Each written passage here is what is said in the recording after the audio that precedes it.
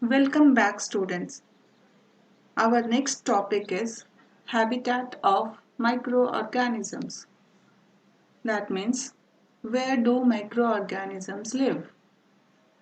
Microorganisms can survive under all types of environment, ranging from ice-cold climate to hot springs and deserts to marshy lands.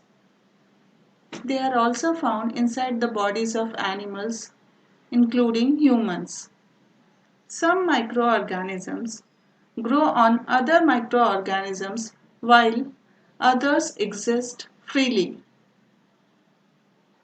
Microorganisms like amoeba can live alone, while some other microorganisms such as fungi and bacteria live in colonies.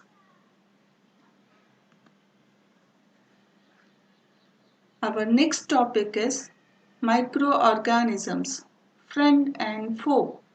This is the name of our chapter also. So, what does friend means? Friend means useful microorganisms and foe means harmful microorganisms. Microorganisms play an important role in our lives. Some of them are beneficial in many ways, whereas some others are harmful and they cause diseases. Let us study about them in detail.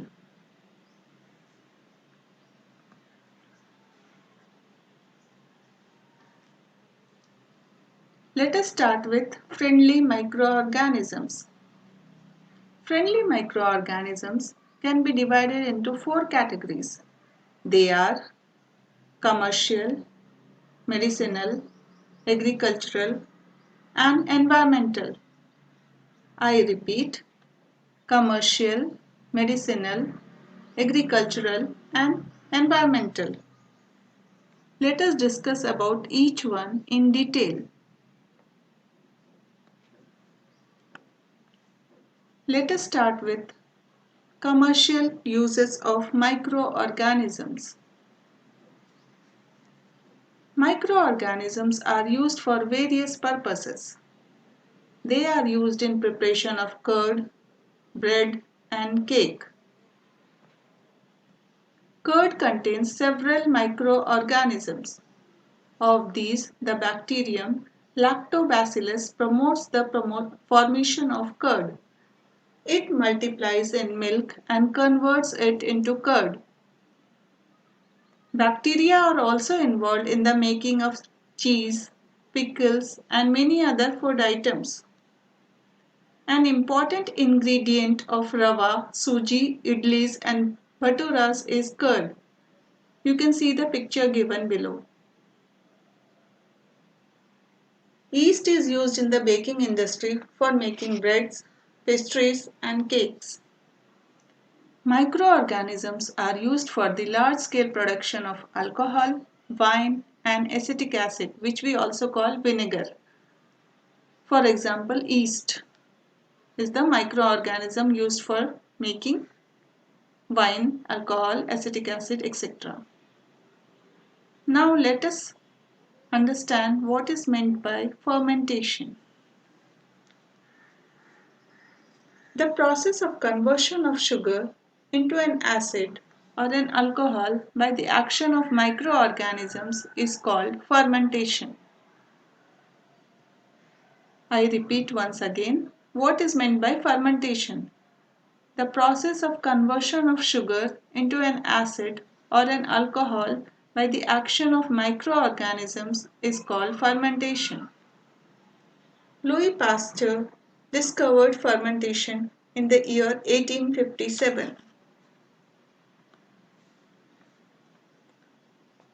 Now, let us move to other uses of microorganisms. The next one is the medicinal use. First, let us understand what is meant by antibiotics. These are the medicines which kills or stops the growth of the disease-causing microorganisms. Whenever you fall ill, the doctor may give you some antibiotic tablet, capsule, or injection such as of penicillin. The source of these medicines are microorganisms. So, aren't they useful for us children? These days, a number of antibiotics are being produced from bacteria and fungi. For example, streptomycin, tetracycline, and erythromycin.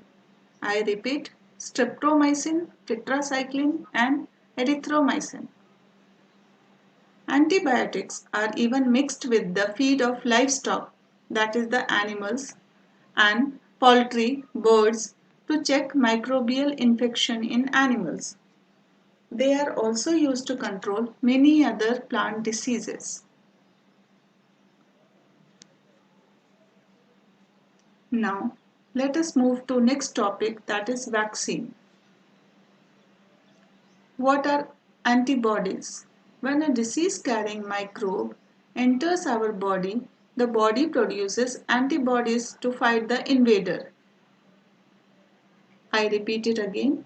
What is meant by antibodies? When a disease carrying microbe enters our body, the body produces antibodies to fight against the invader. What is meant by a vaccine? A vaccine is a preparation of weakened disease causing microbe. If dead or weakened microbes are introduced in a healthy body, the body fights and kills them by producing suitable antibodies. The antibodies remain in the body and we are protected from the disease causing microbes. This is how a vaccine works. Several diseases, including cholera, tuberculosis, smallpox, and hepatitis, can be prevented by vaccination. Vaccination. In your childhood, you must have been given injections to protect yourself against several diseases. Can you prepare a list of these diseases? You may take help from your parents. Each one of us must have the vaccination card. It is essential to protect all children against these diseases. You might have seen the advertisement on TV and newspapers regarding protection of children against polio under Pulse Polio program. It is done by the legendary actor Mr. Amitabh Bachchan. You can see the picture. Polio drops given to children are actually a vaccine. A worldwide campaign against smallpox has finally led to its eradication, that means removal, from most parts of the world. These days, vaccines are made on a large scale from microorganisms to protect humans and other animals from several diseases. Nowadays, scientists are trying to make vaccine for COVID-19. Here I am sharing immunization chart with you all. National Immunization Schedule for Infants and Children. It informs us about dose, when to give, how much it should be given, what is the route and the site. Some of the diseases, some of the vaccines are BCG, hepatitis B, oral polio vaccine, pentavalent 123, measles, DPT booster, Japanese encephalitis, etc. Some are given at birth within 1 year, while it can continue up to 5 years also. And the route and the site also differs based on the vaccine.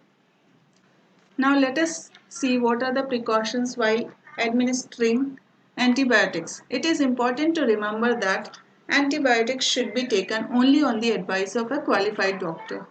Also, you must finish the course prescribed by the doctor. If you take antibiotics when not needed or in wrong doses, it may make the drug less effective when you might need it in future. Also, antibiotics taken unnecessarily may kill the beneficial bacteria in the body. because we already know some of the microorganisms are useful also for us. Antibiotics, however, are not effective against cold and flu as they are caused by viruses. I hope you understood. Rest we'll see in our next session. Thank you.